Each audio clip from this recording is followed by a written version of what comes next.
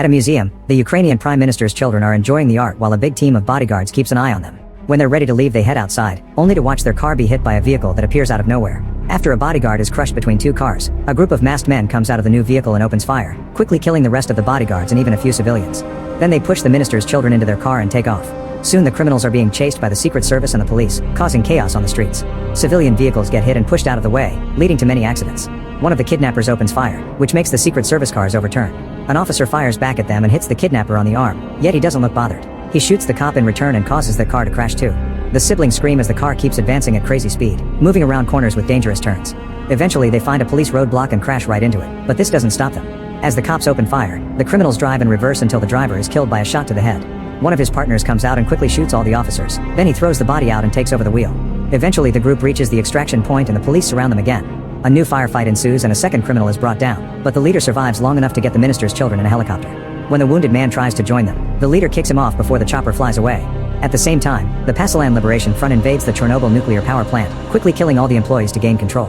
They also take over the abandoned city surrounding the complex and rig the nuclear reactor with explosives connected to a detonator set to 72 hours.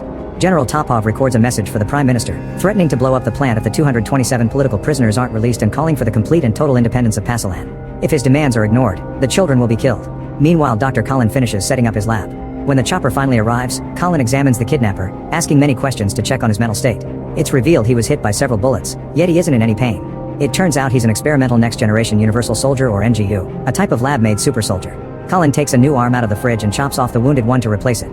Later, Colonel Kobe meets with the Ukrainian leader to discuss the situation. They've watched the security footage and noticed how a kidnapper survived deadly shots, which reminds Kobe of a super soldier project that the USA shut down 5 years ago.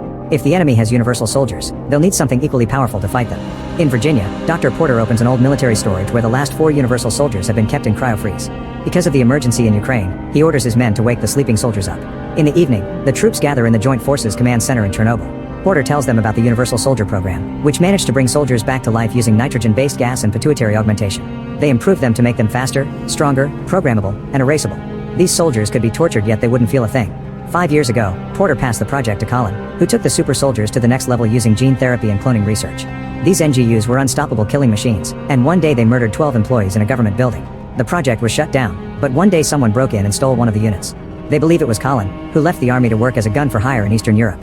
The troops are told that they'll be fighting Colin's NGU with the help of the 4 universal soldiers that are currently being awakened. Originally there were 5, but the 5th one is now going through behavioral modification therapy in Switzerland. A privately funded program is trying to reintroduce him to society. In Switzerland, Universal Soldier Luke takes his medicine before his therapy appointment with Dr. Sandra.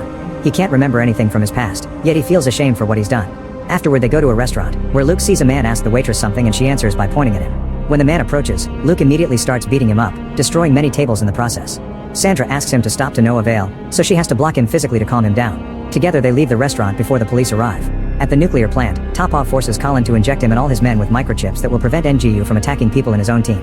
At the same time, the US Army prepares the Universal Soldiers for battle. They're given proper gear and special headsets are screwed to their skulls. Once everyone is ready, they're given a mission to rescue the minister's children and secure the reactor. If they encounter NGU, normal men must do their best to avoid him and let the Universal Soldiers handle him. Early in the morning, the American troops arrive at the plant. They try to sneak around, but a soldier steps on a hidden mine and the explosion alerts the enemy to their presence. Although they've lost the element of surprise, the troops still move quickly and efficiently to block all the doors, killing all the enemies as soon as they come out. Once the area is clear, they advance into the plant to surround the reactor. However, Kobe orders them to stay outside and only let the Universal Soldiers sneak in. The 4 men split and start searching the building, which makes things easy for NGU to attack. He jumps on one of the soldiers and throws him off the platform, then he punches him a few times and stabs him with his blade. Then he goes after the second soldier, who opens fire and tries to defend himself to no avail. NGU easily beats him up and stabs him too. The third soldier comes in and opens fire, so NGU rushes upstairs. When the soldier is close enough, NGU jumps on him and impales him on a hook. The 4th soldier keeps looking around and opens fire as soon as he sees NGU, who moves too fast to be hit. Since he's wasted all his ammo, the soldier now has to fight hand to hand.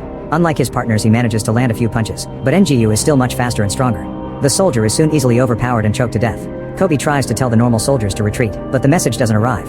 NGU attacks them alone since their bullets can't hurt him. He calmly keeps walking as he shoots them all, killing them in seconds.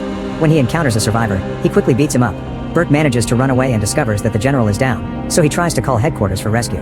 However, the general tells him to escape with another fallen soldier who is also alive. Once NGU is close enough, the general throws a grenade and the explosion makes him fall. However, NGU recovers quickly and keeps advancing. Burke and the other survivor get on their truck and drive off, so NGU gets ready to blow up the vehicle, but 2 teammates get in the way and the chip forces him to walk away. At the command center, Burke yells at Kobe and Porter for not letting the team fight with the Universal Soldiers, believing they could have brought down NGU together. Porter explains it wouldn't have worked either and Burke gets angry, so Kobe has to stop him from attacking Porter. Suddenly they see a huge explosion in the distance. Kobe rushes to the office and watches a video sent by Topov, who announces he's detonated one of the explosives as punishment for the American Army's attack. Afterward, Topov tells the minister's kids that their father has the power to change things. However, the daughter says she'd rather meet her end than see her father give in. Colin mocks Topov for failing to communicate with children and tells them that he has the real power in this operation, thanks to his super soldier. Topov mocks him back and reminds him to follow orders. In the middle of the night, Luke has fallen asleep in front of the TV. Suddenly someone breaks a window and throws a gas grenade into his house before a group of men bursts in. Luke immediately starts fighting them and manages to bring a few guys down, but the rest of the team tackles him and holds him down until the gas puts him to sleep.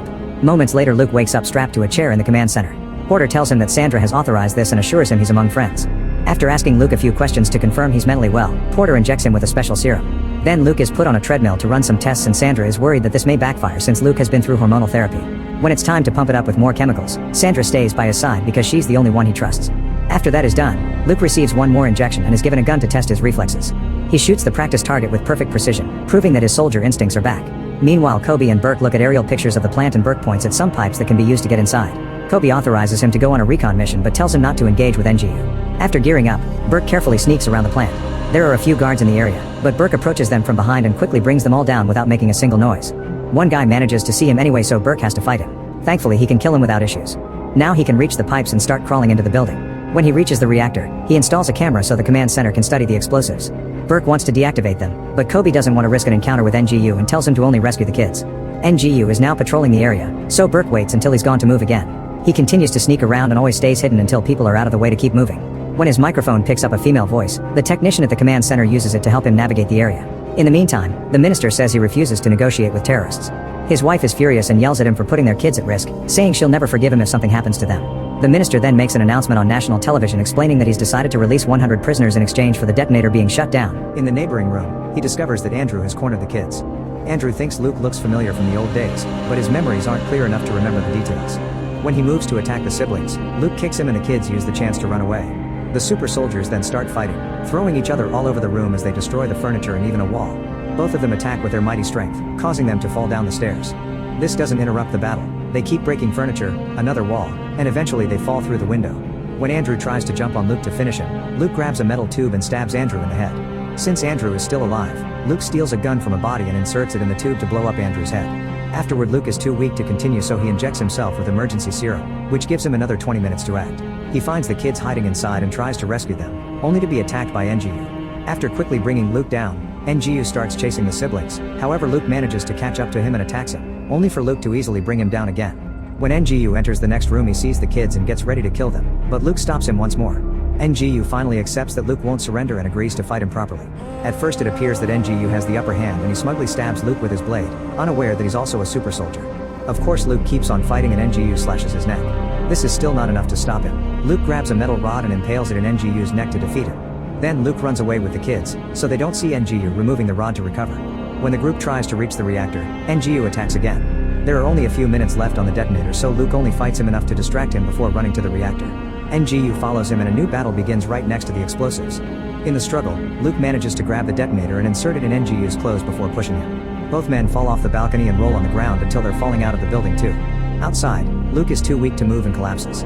NGU removes the detonator from his clothes, but it's too late. It blows up in his hands and finally kills him. Thankfully, the explosion doesn't reach Luke, who looks at the kids one last time before running away.